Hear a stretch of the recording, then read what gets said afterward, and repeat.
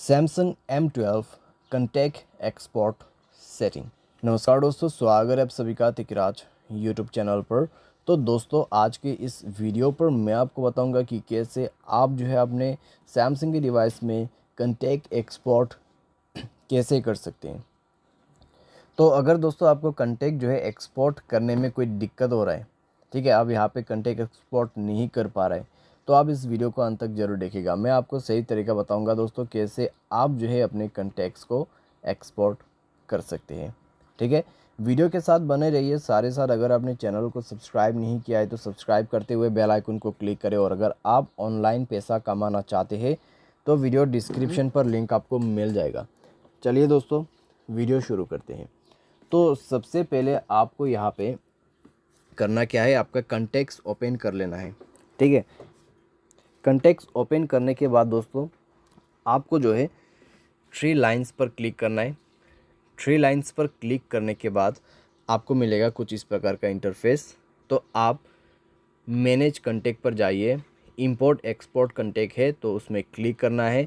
Export contact पर जाए और यहाँ पे आप एक्सपोर्ट कर सकते हैं। ठीक है, अभी दोस्तों यहाँ पे दो ऑप्शन आपको मिलेगा। आपका जो कंटेक्ट है वो है आपके पास 290 कंटेक्ट्स। ठीक है, अभी इसको आप एक्सपोर्ट करके सिम पे डालना चाहते हैं या फिर इंटरनल स्टोरेज पे, वो आपके ऊपर में डिपेंड करते हैं।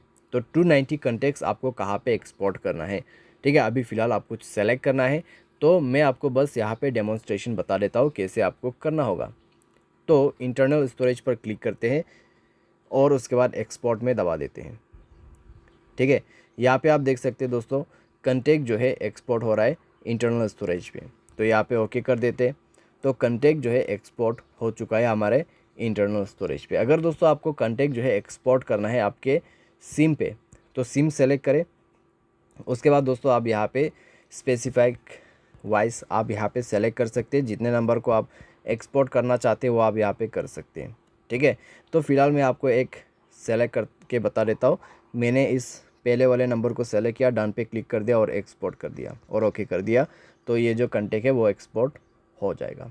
ठीक है, इस तरीके से दोस्तों आप जो है यहाँ पर एक्सपोर्ट कर सकते हैं अपने कंटेक्ट्स को। दोस्तों आप अपने सिम पे, इंटरनल स्टोरेज पे, ठीक है, इस तरीके से आप एक्सपोर्ट कर सकते हैं। तो आसान ऑप्शन है।